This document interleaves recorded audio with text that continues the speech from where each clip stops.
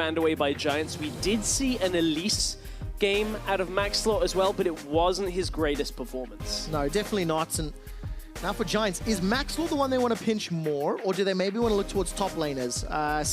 Syndra's the answer for ROCCAT, make that Ryze more comfortable. I think the problem is there's a lot of top laners still available that are at least within the tank pool. Obviously, this Nautilus can flex towards the top lane for Flaxxish as well. Maokai is still available, so ROCCAT will be pinching the mid lane pool continually.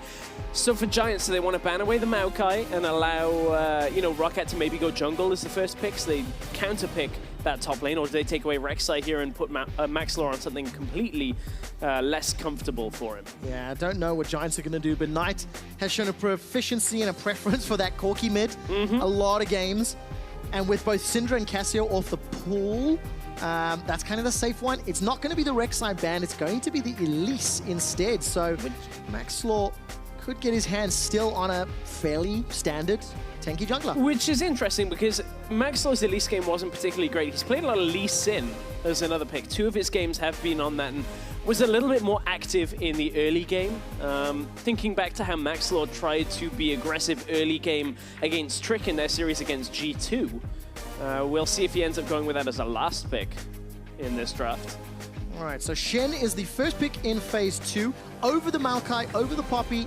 Maokai is going to be potentially locked in by Giants. Wouldn't be too surprised. Nope. Standardized matchup and just have that scaling and teamfight power on your side. Yeah, and Flaxxish looked pretty good on the Maokai the other day as well. Played it in the series against Fnatic, up against Soaz Elawi, and looked fairly strong, TPing into fights in the game that they won, so was pretty good.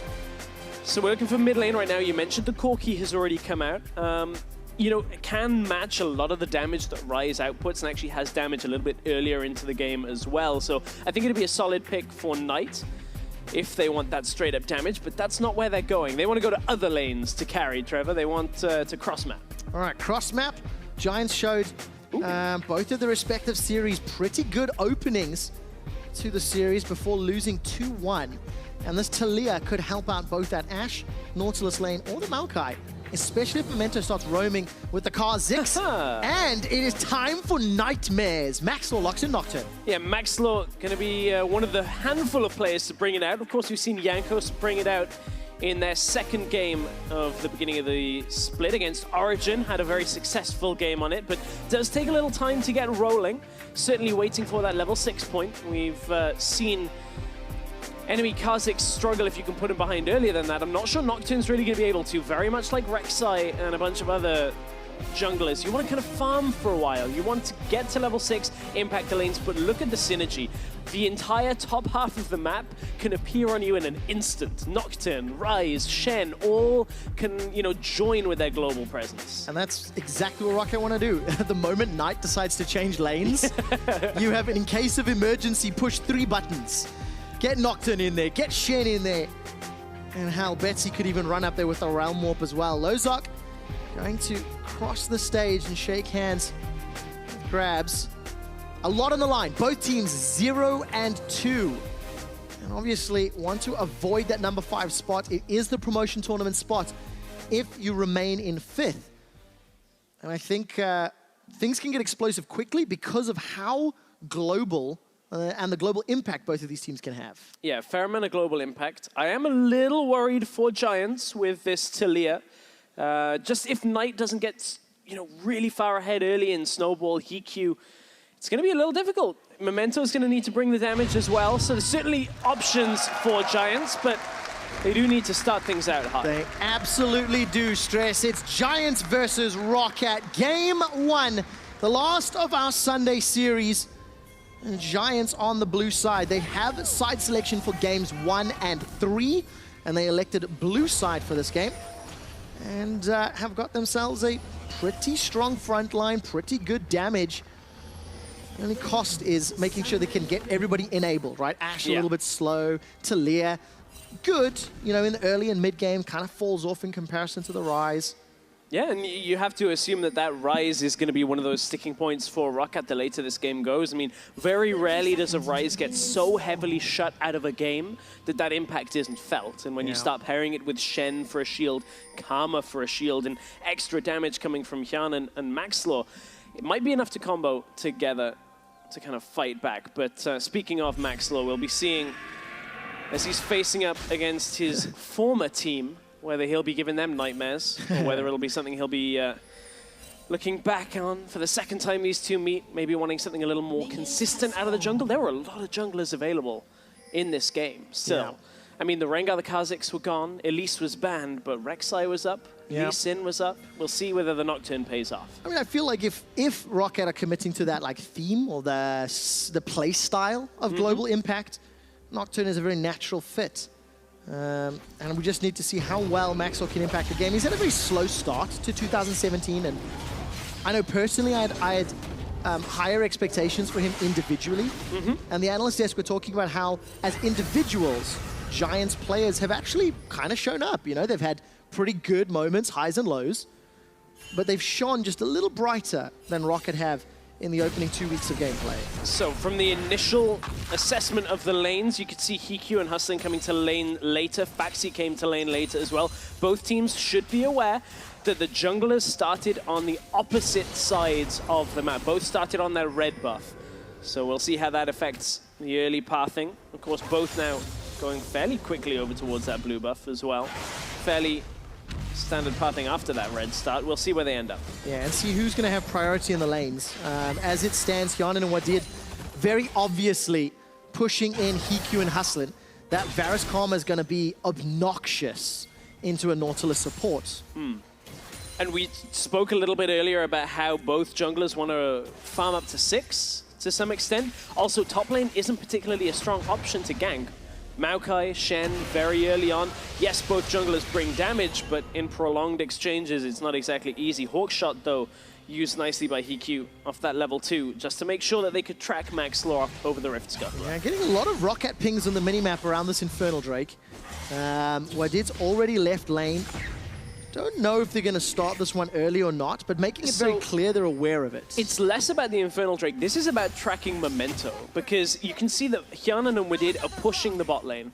As long as there is the Rift Scuttle vision, and at least wards in the jungle or in Tribush on Giant's side, theoretically, ROCCAT can't get ganked. It's only a lane gank. That's very difficult this early on Kha'Zix, but without your ultimate. So ROCCAT heavily prioritizing that vision in the lower side river. Yeah, pretty high up as well. So if Memento decides to come down through that Tribush, will not likely get spotted out too quickly. And I want to keep my eyes on this Hjarnan Wadid duo lane. They locked in the Varus Karma very early on.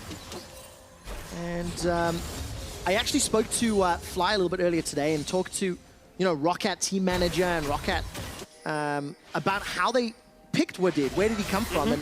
And they told me a little story about how Wadid is a Challenger Series player over in Korea. Actually made it to playoffs, lost in the 3rd-4th matchup. But he was a duo queue partner for Imp. And the ROCCAT scouts basically said, look, we're interested, while they were looking for a support, brought him over to EU for a trial. And Hjarnan just said, that's it, this is the support, this is the guy I want to play with. So ROCCAT, looked to contract him, and that's why a challenger level player from Korea got brought over. It's synergy, he spoke good English, and he interacted well with Hjarnan. And we've certainly heard that before from Hjarnan about wanting to only play with one support for a prolonged amount of time. Up until the time where he stepped back away from the game at the end of Spring Split last year, he was solidly a duo with Kha'Zix for a very long time, and they were very vocal about wanting to play with each other. So we'll see now how Wadid and Hjarnan can fare together. They have had a little bit of a slow start when you look at things overall. I still feel like Hjarnan hasn't got back to where he was when he left back in the end of spring. But he's certainly a player that, with the right champion picks and the right playstyle for AD carry, which I think typically was a lot of Sivir, that style when we were playing that in the bot lane, that's where he found success. I'm not so sure about the Ashe, the Varus. We've seen a couple of good games, but I want to see more from Hjarnan. Yeah, we'll keep our eyes on him. Hjarnan's going to get caught out. Decent flash, gets bopped by Hustlin, but summon a spell blown. Memento takes a lot of damage, and now it's just a matter of rinse and repeat. Yeah. Find another opportunity and look to punish Hjarnan. Good damage traded back. They did, however, get the flash, as you mentioned. Maxlore is roaming down as well, but there's a ward in Tribush from Giants, so we'll stop any kind of attempt at the bot lane. Maxlore's not even going to be that effective post 6 unless he gets very close to the lane. It's one of the problems with Nocturne rank 1 ult. It actually really is a short radius. Same as Ryze almost when it used to be the change to his ult. Yeah, very, very short. You want to get to level 11 really if you can make those huge impacts. But luckily, the moment Maxlore decides to jump in, he can bring Phaxi as well. Deliver the Stand United Shen. That is one hell of a backline delivery system for ROCCAT. Getting closer to those ultimate Stand United now up for Phaxi. He's been trading with Flaxxish. No real surprises in that tank v tank. Even CS in the mid lane, even CS in the bot lane. So now we start seeing as the junglers get their ultimates, who can make those first ganks stick and which lane they're going to start snowballing. Yep, and with Hjarnan and Wadid pushing the bot lane out, recalling out, we're having our first buys of the game, and Hjarnan is opting for that Blade of the Ruined King style on Varus. Neither the full lethality nor the tier build. Tier build, yeah, which we're seeing so much of this week. Yeah, seen a lot of it. Tabs didn't do it in the previous game. Hjarnan opting for Blade of the Ruined King. I mean, very tanky members on the side of Giants. That Nautilus and Maokai. When they start building up that armor, the lethality build just becomes a little less valuable. Less effective. You're also less reliant on poke as well against this style, which is why you're not opting that tier style where you need that massive amount of mana. Also, the Blade of the Ruined King gives you a little bit extra chance to kite out. It's not that significant, but it does help at that point. So Hjarnan should have a bunch of shields on him as well if the shields end up going that way, the Karma, the Shen. We spoke about that a little bit, pairing with Maxlore and Betsy earlier. So this is a bit of a slower start to the game than we had than the last one. Wisdom had died 4 times in game 2 of our last series by this point, so, or 3 times. Yeah. I'll be fair to it. Well, 3 times by 8 minutes. I mean, I think you're arguing semantics, right? Like, it's bad versus very bad. But for ROCCAT, I mean, this isn't terrible. You know, Hjarnan and Wadid, they did push very aggressively. Unfortunately, losing that flash on Hjarnan has meant they've now actually given up a lot of control in that lane. And really, I feel like they could have done better with the double range, with the wave clear. And now level 6 on HeaQ, once Hustlin gets access to that dredge line, or the depth charge rather, the engage potential is terrifying. Look at Maxlore. Hang on, look at where Maxlore's positioning himself in the back of the lane, right in paranoia radius. He is, however, that ward just died and did not get pinged. He'll get spotted out on the control ward as I believe he passes. Ping did not go on him, so maybe he just snuck around the edge of vision. But that was a pivotal moment where if Knight hadn't backed himself away as that ward was dying, potentially could have been an engage out of Betsy. This is the moment that has been building for the last 8 minutes. Yeah, Betsy, Ghost Flash, right? No cleanse available to him. Rune Prison comes down and Betsy's going to sidestep the Unraveled Earth. Paranoia and Stand United are available. Stand United gets channeled. Hustlin's the target. Shroud of Darkness comes down to block a spell shield, but it's not going to stop for Phaxi. Teleport coming down. While all that's going on, somehow Betsy died. Flaxxish is teleported in. Knight surfs on the Weaver's wall. It's gone horribly wrong. This is horrible for ROCCAT. 3 kills so far. They're diving for 4. They're looking for a 10-minute ace. The complete misfire out of ROCCAT. Everything that could have possibly gone wrong just went wrong for them. They tried to get everything layered together. Betsy got caught on his way down. Not only is it the ace, that's first tower blood going down as well. 5 for 0 plus the tower is a 4,000 gold lead at 10 minutes and an Infernal Drake. We absolutely need to unpack. How did everything just go so wrong? Memento turns on Betsy. He's isolated through the paranoia. They just spotted him out. Memento solo killed him. Didn't get a chance to react. Flaxxish, beautiful teleport positioning after the paranoia had gone down. And they went on Hustlin to begin this fight off. They went on a tank that has shields and crowd control. And early on in the game, Shen and Nocturne alone are not enough to chunk through a Nautilus, and everything else just falls. Stress, I have one thing to say to that. Press Shift, Enter, and type GG, go next. Yeah, this game is pretty much done. I'm sorry. This lead. 3,500 gold, a tower, a dragon. 4 assists on Flaxxish as well as Hustlin. And Giants are just in a phenomenal position. And as much of it is a misfire by ROCCAT, that is great counter-engage out of Giants. Like, to turn that fight back around, realizing that everything was on Hustlin. You can see, even early game, this damage is it's pretty insane. Like, Memento, nearly 2,000 damage out. And we talked about Kha'Zix. Kha'Zix was the first pick for Giants. Obviously, because of Rengar, Camille, LeBlanc, being on blue side allows you to unlock that. Not only do Giants get a favorable, optimistic, not only do Giants get a favorable, jungler, Memento, you saw the damage dealt. At this early in the game, he just wrecked ROCCAT. Oh, that was a big, really nice counter-engage out of Giants. Yeah. So, TP in, holds him in place. Everyone's trying to fight Maokai. He's got his ult running. Under the tower they go. They didn't even have to use anything to start the fight because ROCCAT just was spreading themselves way too thin. And honestly, Giants, from this, you can see what they've done. Swap it up to the top lane, try and push in now. Flaxxish is pretty strong himself, so is able to just sit out in the lane. Memento wants Hjarnan. Oh, I don't think Hjarnan knows. Oh, there was a little too eager there. Memento committed the ulti. Oh, he walked over the water. I need to actually double check if he was spotted. Doesn't really matter. Unfortunately for Giants, they can't get themselves another kill. Essence Reaver into the Cutlass. Great combo from Knight. Forces the Shen ult. And now Phaxi's out of lane, which means, on that bot lane, Flaxxish is about to shove this wave into the tower, and Phaxi just has to walk back. Really well played so far. Now we get to see how good are Giants with the lead, right? They're coming up against ROCCAT, who both teams have had struggles, but when Giants have picked up wins earlier in the split, it was early in a series, and it was often as well because of good early game decision making. Yeah, and good early game decision making out of Giants on this one. We'll see where they end up going.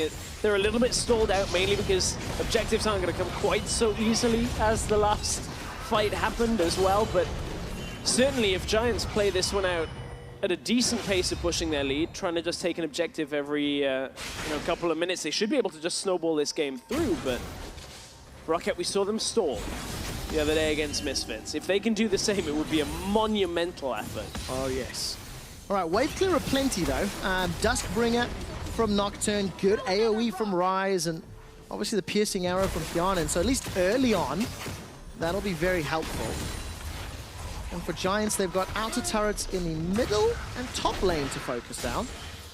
Just gingerly tapping away at the top lane tower and backing away. So Essence Reaver, a couple long swords for HeaQ.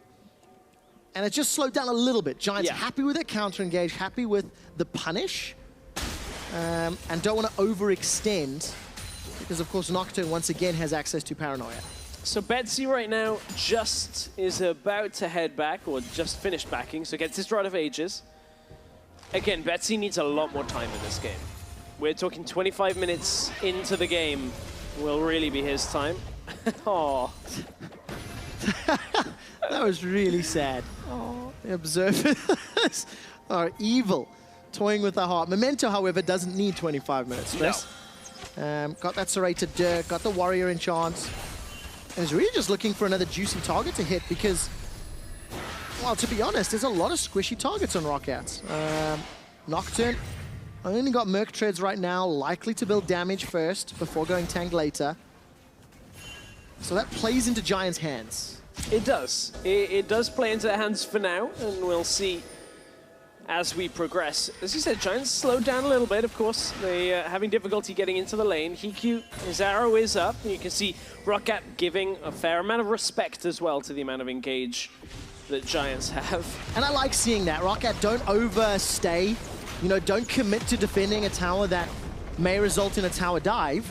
Teleport is up for Flaxxish, so maybe, conceding sometimes is something you have to do. And Maxlore sniffing around the mid lane. Yeah, and a lot of why they conceded was Maxlore was on the opposite side of the rift. Here he goes onto Memento. They're trying a second time. All right, round warps coming in from Betsy as well. Phaxi just going to fall short with the taunt. Memento flashes over the wall. Nobody to follow. There's no one killed yet. Sidestep from the chain of corruption, and Giants don't get locked down. Counter engage, gonna fall short. Drakeline finds nobody. Here comes Flaxxish. Knight on the sidelines. ROCCAT are running for their lives. Flaxxish is looking for a target, a flash away from everyone on ROCCAT. Dustbringer buys some time. How did no one die? No one died because this time ROCCAT were retreating for almost the entire fight. As soon as Giants appeared, ROCCAT were bailing. They did not want the same thing to happen a second time. That would have been sure end of the game. I mean,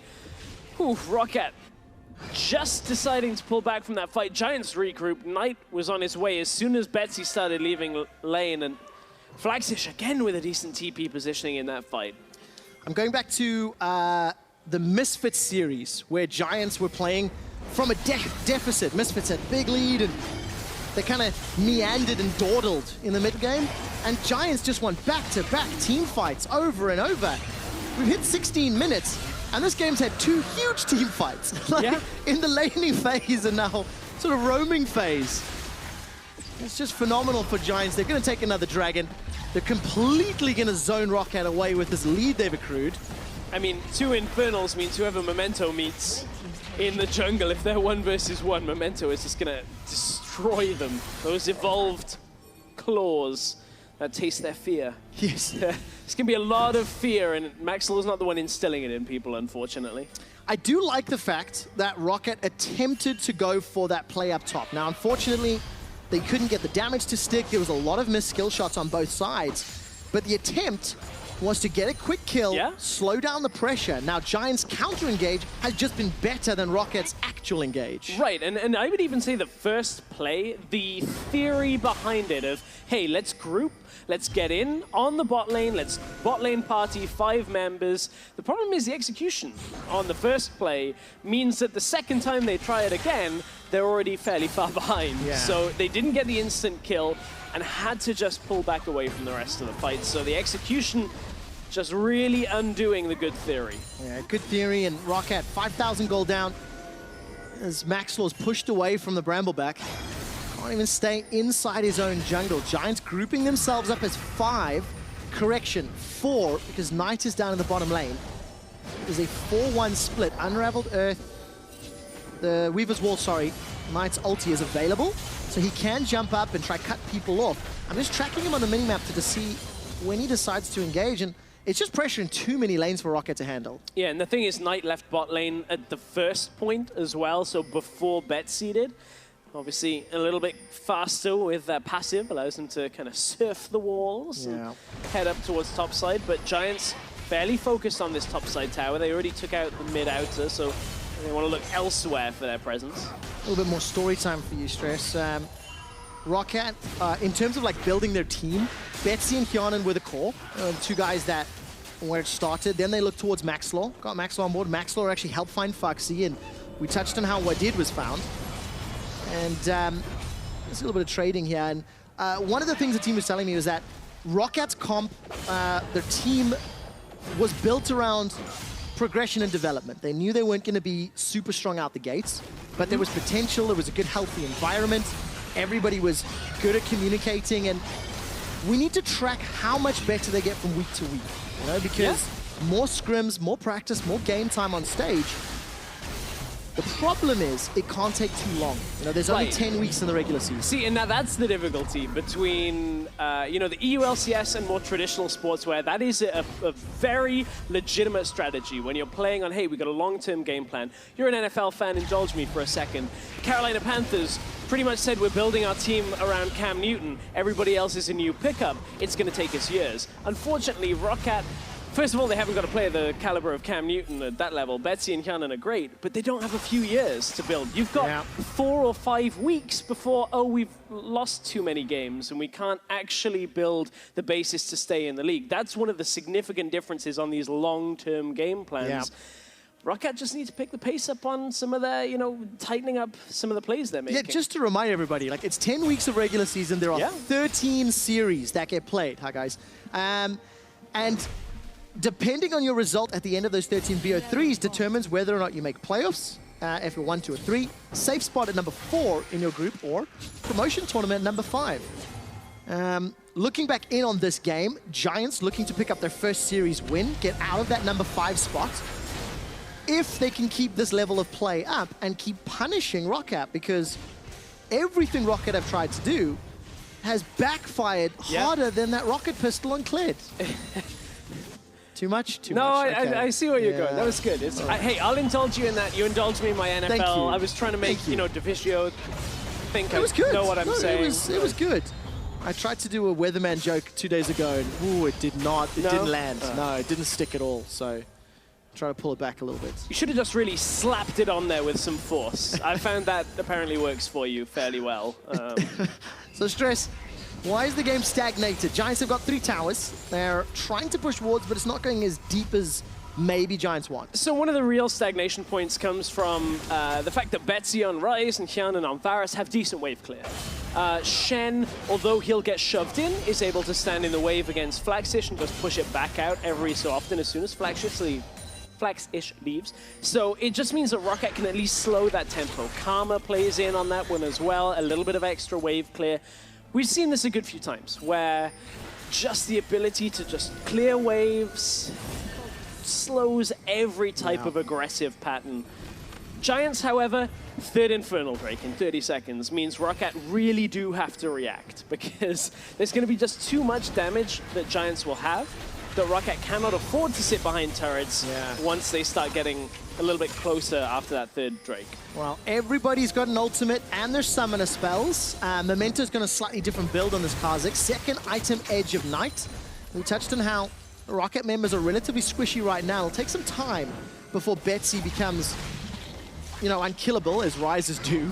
Hjarnan, wow, gets caught out. Eats an Ashe arrow as well. Stands United will allow Phaxi to arrive, and our Giants are split up. Memento's dead. Wall delivers Knight into the fight. They've traded 1 for 1. Junglers are down. Phaxi and Flaxxish trading back and forth. The re-engage of the Twisted Advance as Hjarnan throws down piercing arrows from the side. ROCCAT are winning the fight for a second or two longer. Hustlin re-engages, backs away. Everybody's dying. 3 for 3. Mids and ADCs left. Blast cone to safety, and ROCCAT escape. That looked like a real rough start to the fight when Hjarnan got caught out by the arrow. It looked like Giants were going on a re-engage, but Memento, getting locked down in the middle of the fight, dies before he could even really kill anybody in response from it. And then Phaxi ends up tanking a lot of damage. Flaxxish tanks a lot of damage, and it's a kind of a net gain slightly for ROCCAT. 1 additional kill on the board. They finally got some kills to their name, and they stopped Giants from looking for that Infernal Drake. So this was the arrow after the hook, onto Hustlin. Out came the Shen shield, everything on top of it. Phaxi manages to get right on top of Memento and hold him in place, and Flaxxish is doing his best to deter the damage, but ultimately ends up tanking the dragon, ends up tanking too much damage once his ultimate is down, and drops from it. Hustlin's doing a decent job in a lot of these fights with his hooks. It's one of the reasons why Nautilus is such a key pick for him, is he feels like he has a lot of impact in the team fights. But ROCCAT, that's at least a little bit in their benefit, and like that, we're into another fight. Do it again! Maxlore's already down. Infernal Drake. Now Hjarnan eats another arrow. Are you hungry, son? Because you're eating everything. Giants, 2 kills and a dragon. And just when you thought it was good for ROCCAT, they force another fight around the dragon. They couldn't really let Giants take it without getting anything in response. And ROCCAT, with a rough fight, lands us in a pause. I think I know what the problem is. I think somebody on ROCCAT went, hey guys, the color on my monitor's broken. It's been gray for like 10 minutes. Thank you for laughing. My co-casters never laugh, so... It's just mean. I know, it is very mean. That's mean. We will find out in a moment or two what is happening, but yeah, I mean, the state of the game, Giants are just re-engaging very, very well. Yeah, they've re-engaged pretty well. They've also caught out Hjarnan now twice to start fights off. I need to double check. So obviously this arrow, there was no flash available, but the dredge line on that previous dragon fight, it looked like it just kind of curved a corner. The arrow kind of looked like it as well. I saw, Caps as well the other day. It was like, oh, I really got hit by that Varus. So it's okay. Players will always screen cap it for us and tweet it when they feel like they didn't get hit because hitbox is... But the problem is, I mean, it's a huge dredge line. And obviously, Hjarnan getting caught starts that, like, tumble where Giants, they had a 2,000 to 3,000 gold lead, which is sizable. It was significant. They had a dragon lead. But ROCCAT had just won a fight. They'd stalled it out. They had an opportunity to at least buy time. And unfortunately, we didn't see the build-up of that second Dragon fight. But committing to it has put them in an even bigger hole. It's now close to 7,000 gold. Yeah, and I'm fairly sure the build-up to that was Giants going, okay, well, that wasn't the best fight for us. Let's just walk to Dragon again. Because we'll just burn it down faster than they can reply with. As you know, you're assuming that then Stand United wasn't available. A lot of those team fighting tools wouldn't have been up for ROCCAT, so Giants would probably just run up to it and say, okay, let's do it again. It'll be okay. Yeah, we'll see if ROCCAT will be okay. A lot to think about throughout the course of the game. Just to give you guys an update, there was a technical error on Giants' HeaQ side. You guys have looked into it. Hopefully, we should be jumping back into the game relatively soon. Unfortunately, that is not the case. For now, we can head over to the analyst desk to talk a little bit more about the first 20 minutes. People died. People died. Thank you, Deficio. Thanks, Trevor, of course. While we wait for this pause to get sorted out, let's take a chance to look exactly at how the picks and bans unfolded. I feel like we have two very interesting compositions here. We've already seen how they've started to work out, but what were your guys' initial thoughts after seeing, let's start with the side of ROCCAT, the composition that they dropped it up here? Yeah, if this composition falls behind and this Nocturne needs to fly into all the peel, that's gonna get really, really hard. And it's up to the Nocturne and Shen's job then to go through and kill all of them. And that's gonna get really hard. Not to... Theoretically, if they were to get behind, it would be really bad. Okay, It's so a they're great already prediction, behind. though. It's a great prediction. And I think as a foreshadowing, already in pick and ban, that kind of played out. In Yeah, the you knew what was going to happen, obviously, Exactly. going into the game, based on what you just said. And I mean, Nocturne is always extremely risky to play. I think the reward is high if you do manage to execute him properly, especially with the Shen. Like, ideally for ROCCAT, they play 1-3-1. Ryze one lane, Shen the other, Nocturne around the Ryze lane, dives in, kills the guy in the side lane. Woo! We all get super hype, and it's great. Sadly, you got to get to that point where you can actually split push, and that's where it's gone a little bit wrong. Well, we'll have to see if they can somehow make it back to that point, what they can do to outplay their opponent, because we're about to come out of that pause, and we'll get you back into this game pretty shortly. Thank you very much, Dracos. I'm hoping to use woo from Deficio in-game. Do I stand this way or that, like... Dude, just let it be. Woo! No, Let's go! All right, so, Stress. What do ROCCAT have to do to bounce back? You know, they've played very aggressive, maybe a little bit fast and loose, and they've been bitten for it. They have. As Deficio wildly said, it was meant to be a bot lane party where Shen and Nocturne did everything, and it really punished them. Honestly, this is the kind of composition where a magician should never show their tricks twice, and if the audience gets the trick the first time, definitely don't do it, because ROCCAT continue to just force this one type of play over and over again. We are back into a pause.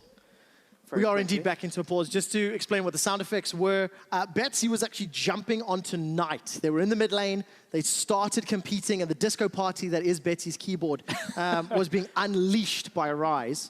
I do not have an update as to what the pause is about. We'll let you know. That's how you play Ryze. You follow the colors on the keyboard, so you just go over and over and over every time it's available. Just face roll that keyboard. All right, so I'm hearing outside of the face roll. It is apparently lag-related problems from the players.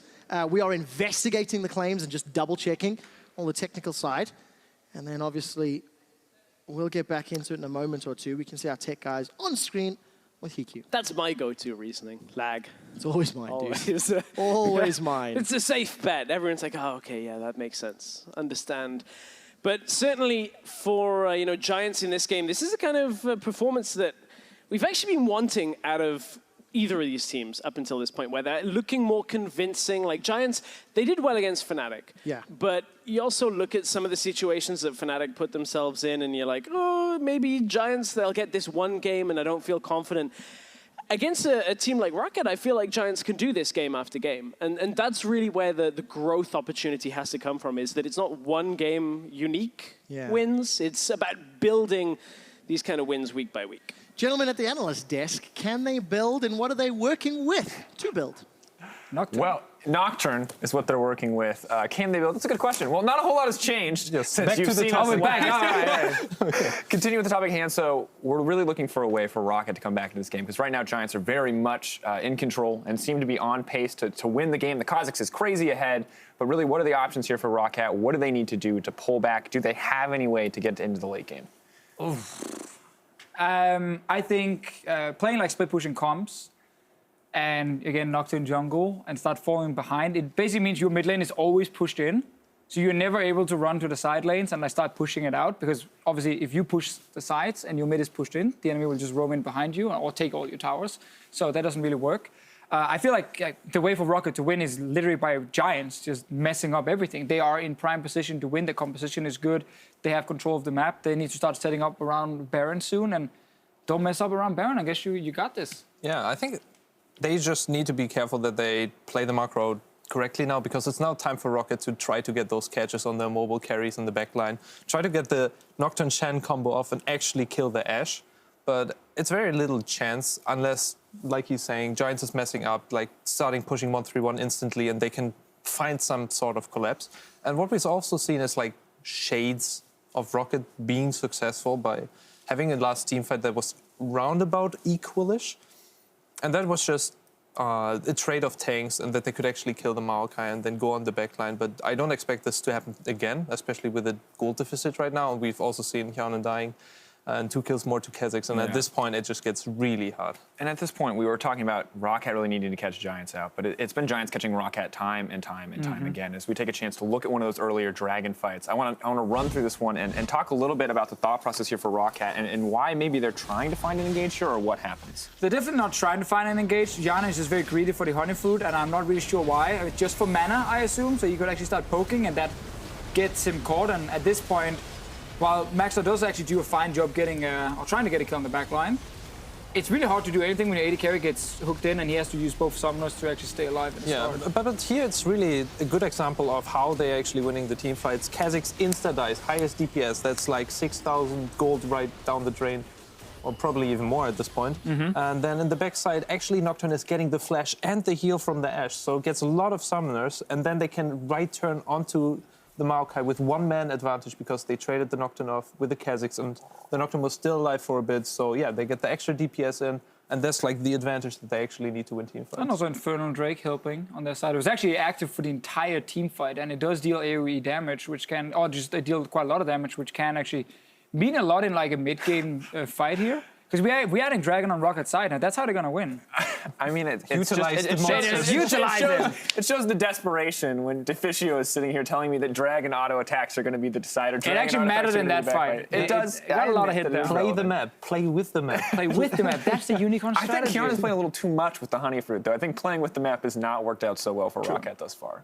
That's very true. But I think as a respect to ROCCAT for actually going even or slightly winning this fight here, and more of those are needed to get back into the game. But I don't feel like they're going to win because of their composition. Like, whatever the game plan was with the Nocturne Shen and the 1-3-1 is kind of out the window now, and it's outplay Giants in team fights, which can happen, but the chance is obviously much lower because the team fighting composition of Giants is just naturally stronger. But there's always individual performance. There's a guy misplaying. We see it multiple times. Western teams tend to overstep in fights. There is always all the teams. There is always openings. Yes, and I think. Yeah, sorry. No, you're good. Just to jump in. Just agree with me. Thank you. Yes, try it, of course, and so on. Yeah. Also, especially if you have like squishy members like Kha'Zix that build full squishy, and we just saw it in the team fights. And the Ashe right now doesn't have heal, doesn't have flash. There's actually openings right now to specifically target out those champions and kill them quickly. So there is outplay potential. You can trap, so still there needs to be some kind of wariness of Giants to play correctly. But yeah, once again, it's up to Giants to make the positional mistake and ROCCAT to capitalize on this with the Nocturne Shen combo. That's really the only thing they have. Well, unfortunately, the Nocturne Shen combo didn't really work out for them. We were saving this replay for a little bit later, but as the pause does appear to be extending a little bit longer, let's talk about that early game. Let's talk about what exactly went wrong. ROCCAT feel like they have the setup here, but why don't you guys run me through this one? Yeah, here you actually see the engage, the combo. But before Varus was ultimating the Ashe flashing it out. Right now they're right onto them, but they cannot catch the Ashe anymore. and they are committing on the Nautilus. And you may remember, if you've been following us through the entirety of this game, you can also see Betsy and Memento on the top side of your screen. That is, in fact, Ryze getting soloed out on the Kha'Zix before he can make his presence known in this fight. And that's what deficio was pointing out when we watched the replay. And he's like, what are you doing, Betsy? You can't go this way. There's a Kha'Zix in the bush hiding for you. And he just gets solo killed right there. And then, obviously, with the rotation down. We start to watch the rest of this replay unfold. You can see how much of a disaster this is. Well, I actually wonder, I don't know if you can do this, but it looked like Nautilus stopped Shen in its animation by actually bonking him in the head. But I don't know if it fully stops the animation or if it was just a short taunt from Phaxi. Or maybe a hook or something like this. That can definitely happen. But the Ashe was already in the clear after she flashed out the Varus ultimate. And the Nocturne follow-up combo under turret is not working out, so they needed to back off. That is just the only thing I would love to see. Like, if Shen would actually, if he was able to reach the Ashe, if they could like fire a Varus arrow and maybe Nocturne Q, would it maybe been enough to kill the Ashe? Possibly. However, you still have to get out, and Betsy would have died no matter what, because the whole problem for Betsy was obviously team is calling, we're going bot lane. Betsy sees his mid lane opponent is leaving, and instead of him taking the long route, like through the river, which is the safe route in his situation, he's like, I'm just gonna cut short here. I'm gonna come down and then try and ult in behind the enemy team. But you walk into like a control ward, you don't have any vision, there's a Kha'Zix potentially, and there was a Kha'Zix, and bingo, he's dead. And then it's a lost fight no matter what. Well, potentially too over-eager, and definitely not a mistake ROCCAT can afford to make again. But we are going to send it back to Trevor, QuickShot Henry, and James Dresselier. I just had to say the full names this time around. They're going to take it away. Don't know where the camera is. It's over there somewhere. Woohoo! Welcome back. Right, quick update. The technical issues have been resolved. During the course of resolving those, we pause and then unpause the game several times to make sure things are working. Obviously, that means there's a few seconds of gameplay that has happened off screen. To summarize what happened to where we're about to jump into, Betsy actually jumped onto Knights, forced Giants back, and when Giants were running away, they made a beeline for Baron. So we're going to be jumping into the game as Giants are sitting at the Baron pit. Stress, as we look at the screen, which is going to come up in just a moment, Giants, they are on Baron. I'm not even going to give you a chance to talk because there is actually potential for a team fight. We are on screen. Baron, it's been secured. They've taken it. Baron secured from the Giants, so it's a, clutch Baron call right out of the paws from Giants. They were significantly far ahead with these 3 Infernals and a massive goal lead in their favor. So you would expect them to be in that kind of position. We'll take another look back at how it actually happened, though. Yeah, we do have a replay being worked on to just summarize the action, and here we go. So this is going to be one of those replays that colorcasters are a little bit afraid of because we don't actually know what happens. But Knight, there was the forced flash, and you can see he was pushing mid lane out, which allowed Giants to cut across. It's a fairly risky Baron when you look at it. It's fairly standard to look to shove out. You can see Knight, good blocking with that Weaver's Wall to make sure nobody from ROCCAT could come in. Couldn't really commit to it. Maxlore had even backed away. He was in base when the Baron got taken down. So much damage on the side of Giants. Huge advantage, 3 Infernals. Thank you very much, production, for getting us that quick replay. Last chance. HeaQ stays alive. Phaxi taunts up HeaQ. No more damage. It's jungler for ADC, and Memento's forced to flash defensively. Now ROCCAT forced backwards. Maokai is coming, and he's purring for blood. Phaxi gets caught down, but it's Flaxxish that survives a few seconds longer. HeaQ and Hustlin, the only victims trading top for bottom. You can see how much damage Flaxxish was able to tank out in that, and Giants still will maintain Baron buff on 3 members. We talked about on the analyst desk that they want to set up this multi-lane push as well as ROCCAT do, and you can see the Giants now going to shove out bot lane, push that one out. And that fight Maxlore tried to start, oh boy, did he get taken out faster than he even could arrive. But for the first time, they were able to get HeaQ. We saw the Shen Nocturne combination work out. They just then couldn't cut down the tree that ended up in their way. And that's exactly what Sheepy was talking about. You can see the target priority here. Maxlore was over a couple of wards that he'd been spotted on. Shen comes in. They get right onto HeaQ as well. Despite everything coming out in this setup, Phaxi was right there, able to put damage down as Hjarnan picked up the actual killing blow on that one. Now Flaxxish looked to tank out the rest of it, but ultimately Phaxi dove into the back line, was able to, with Betsy's help, kill Hustlin and kind of keep it at a 2-kill apiece trade. And so important to notice, all of the AoE damage, Memento and HeaQ both chunked out so low. All right, Knights, let's see the combo. Unraveled. Oh, he's Knight 1v2. gets jumped on. 1v2 indeed. Support coming from Giants down south, but it will not arrive in time. Flaxxish begins channeling the teleport. Betsy and Wadid, they're caught out. Oh, HeaQ. Wadid flashes over the wall. Maxlore and Phaxi, they're looking for HeaQ. HeaQ sidesteps the taunt. Chain of corruption is spreading. He's locked down. Killing is a target. HeaQ is still alive. The fight carries on. Maxlore's on the back line. Phaxi's now running for his life. 3 members of Giants trying to chase him down. And eventually they will. Stand United. Spirit's Refuge is buying just so much time. He dies, eventually. Eventually, ROCCAT now have slowed Giants' Baron buff push fairly significantly. Memento didn't even bother chasing at the end because he knew the team needed to continue to advance this kind of lead that they have right now. Giants... Knight tried to make a play onto the top side to kill Phaxi. That, like, this isn't very often going to work out in his favor anyway. Maxlore is able to block Knight from taking the wall out, and ROCCAT are able to start this fight off well. From here, though, HeaQ gets singled out down on the bottom side, but Hustlin, as is Nautilus, again, able to just buy enough time. Buy time for HeaQ. The 1 versus 1 with 3 people around them goes in HeaQ's favor, and this was the chase to end it. It's not really a 1 versus 1 when there's 5 people. I really love there, that though, the 1 versus 1 with 3 people, because that's actually what happened. Like HeaQ and just Hjarnan, hitting each other. they just right-clicked one another. And then Hustlin just takes the kill. Yep. Just last little hit. Bops him on the head. All right, so in about 8 minutes, this game has just continued the crazy fights. 15 kills to 7, nearly 10,000 gold lead for Giants. They want to complete their Volcano Elemental buff. That's what I call 3 Infernals in a mountain. And that mountain will be up in 30 seconds. We'll see if it spells the doom of ROCCAT. Surely it Flaxxish should. Pushes in. I mean, realistically, ROCCAT basically traded the fact that the Baron buff is now gone for a couple of extra 1,000 gold in the lead for Giants. Phaxi's been caught. Yeah, engage onto Phaxi. Still very, very tanky. With that Senpai kept Spirit Visage, but he can't get through the wall. Redemption comes down.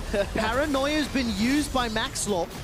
I assume just to block the vision. Very good flash by Betsy. It looked like that dredge line was going to connect. And important to note that Stand United is still available. So if ROCCAT want to try and re-engage, they can, but they've got no Paranoia. Inhibitor turret goes down. Maxlore gets chunked. Stand United just to save his life, but he will not get saved. Phaxi can't arrive. Now Betsy's the target. 4 members of Giants on him. Phaxi gets a good taunt. QSS from HeaQ. Oh, he got HeaQ. Blocks it. All of a sudden, it's ROCCAT that are winning the fight, and Knight is running. Phaxi is so tanky, and there's a lot of CC. Betsy wants to try and cut people down. Realm Warp is available. Dredge line just not enough.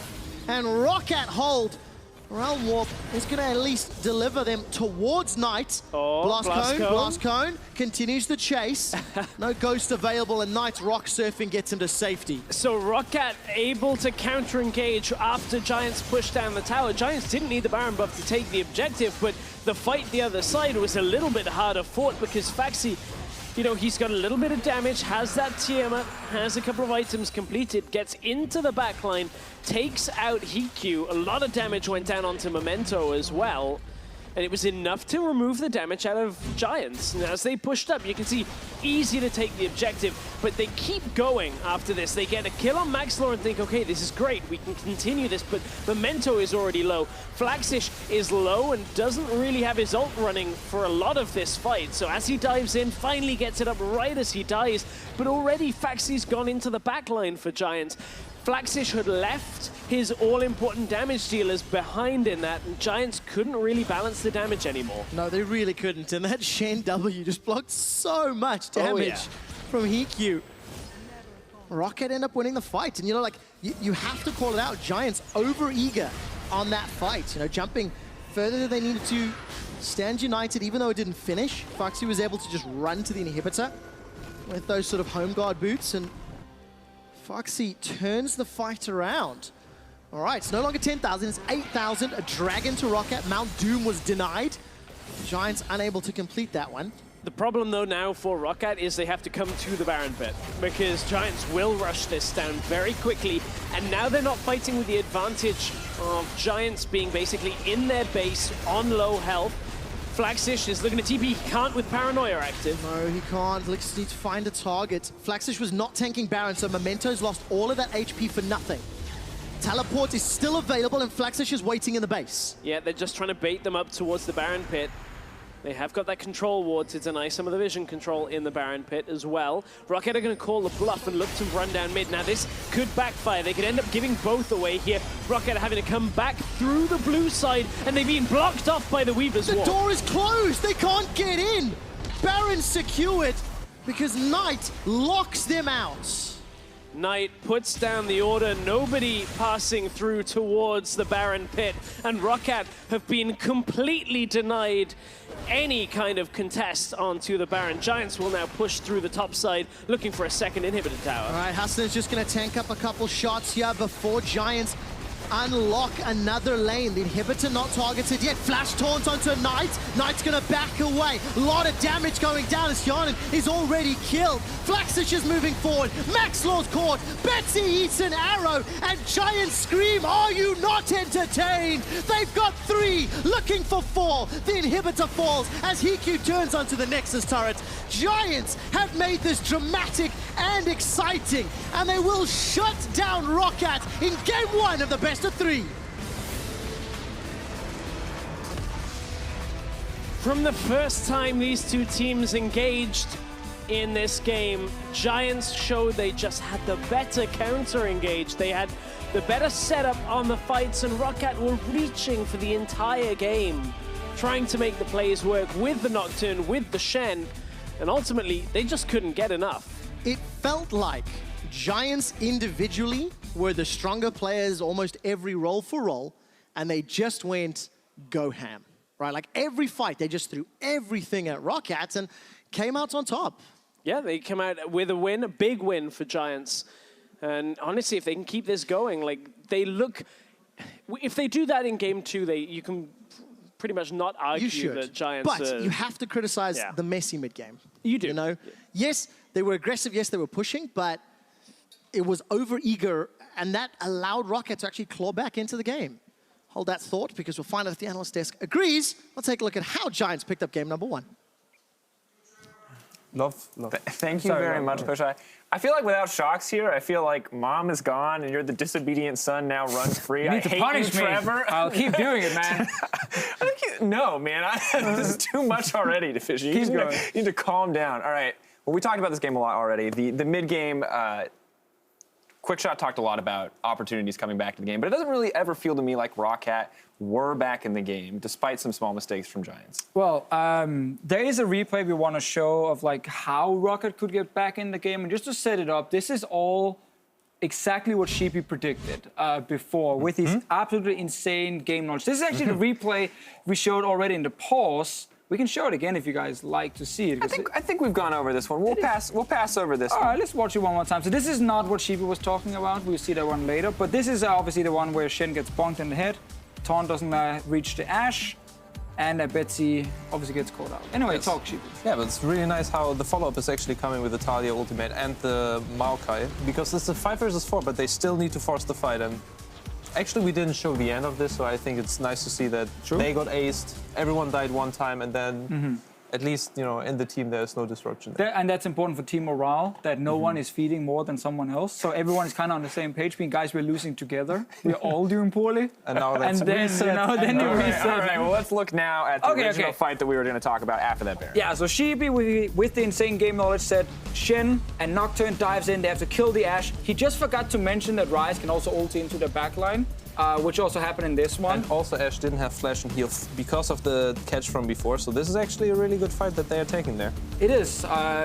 It will end up being just an even fight, and this is often what happens if you're already down. So even if you do execute your comp correctly, you don't actually get rewarded with like an ace or something. You're just like, congratulations, you got 2 kills. They also, sadly for you, got 2 kills, but this is what happens when you fall behind. I actually wonder, we just saw Grabs as well, the coach for ROCCAT, and I actually wonder if they have more like those kind of team comps that are very centric around like one kind of engage or one form that they win the game with. So at least they had the game plan here with the Shen and Nocturne. I would have liked to see it played out more in the mid game actually, if they can set it up, if they don't go 0-5 in the beginning. Yeah, I think just a huge issue for ROCCAT is the fact that if you look at Giants, and especially Memento and Knight, I feel like they were just performing much better than Maxlore and Betsy in a game like this. So when you're running like this Nocturne, your jungler needs to be on point. Like, he can't fall behind. His engager's gotta be spot on, when to dive in, and the coordination. And ROCCAT hasn't really shown this sort of coordination so far. So the fact that Memento on Kha'Zix and obviously Knight on Taliyah were able to kind of do whatever they wanted gave a huge advantage to Giants. And we just have to praise this team for how each member are actually playing at a reasonably high level. And I think it's good that you bring up Knight, because he had two very fantastic plays coming in around the Baron, and his use of Taliyah ult, I feel like, was absolutely brilliant this game. We'll get a chance to look at it now as we bring it up on the screen, but consistently zoning ROCCAT away. You can see some of you may have missed this during the pause. We This is a sexy replay, honestly. But this is the Giants. Once again, you see the wall. Yeah, before what happened was Hjarnan died, so they need to contest, but poking in very slowly. But because they are zoned off by the wall, they either way hard commit with the Ryze ultimate or don't do anything at all. And right here, fighting 4 versus 5 there, just Ryze ultimating on top of that doesn't really allow them, so really great Taliyah ultimate there. Okay, and we saw one later as well. We saw one later as well. We're not going to get a chance to see it here again, but we did have just another fantastic ultimate, zoning them completely out, making sure they can't even make their way into the pit, even with 5 members strong in that exchange. And so Knight, Memento, we were skeptical about Memento. We expected Knight to carry. I feel like we did not see that against Fnatic, but we are seeing it here today against ROCCAT. Yeah, 100%. A really good performance on Taliyah here, and very important because it was ROCCAT who valued the Ryze very early in the draft, banned Syndra, banned Cassiopeia to try and get a good matchup for Betsy, and then Taliyah is still a choice we see very often. And when you can then play it this well, it kind of makes it hard for ROCCAT now in the pick and ban phase if they want to play Ryze again, because there's too many picks they got to get rid of. Yeah, once again, I would have really liked to see how it goes if it's not 0-5, but because the kills were so early, I think if you have a Taliyah who can push out first, with the ultimate, able to roam everywhere, and the Kha'Zix that can hit anyone 1v1, then afterwards Giants played it out really well. Once again, in the team fights, need to be a little bit more careful for the combo. That's where we saw ROCCAT coming back. But once they played, like, their team comes with Taliyah ultimates, getting the Barons and setting up together, and not getting one-shotted in their backline because actually they are peeling for them, then everything worked out. Well, it's going to be interesting to see how they adjust, what they want to change in picks and bans, and what they want to change on the execution front, because coming up, we'll see if ROCCAT can fight back or if Giants will take the last series of the week with the 2-0. And after the final game, we'll load into the post-game lobby for a look back at the week, rookies to watch, and more. Don't go anywhere.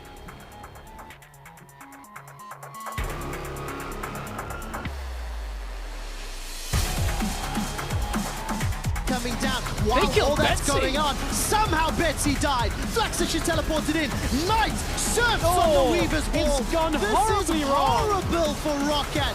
3 kills so far. They're diving for 4. They're looking for a 10-minute ace.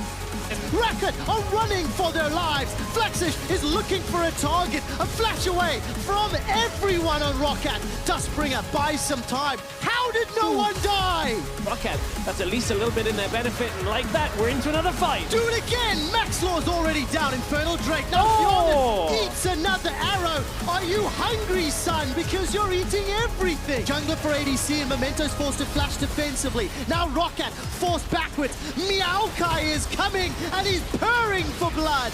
Phaxi gets caught down, but it's Flaxxish that survives a few seconds longer. He's already killed. Flaxxish is moving forward. Maxlore's caught. Betsy eats an arrow and Giants scream, "Are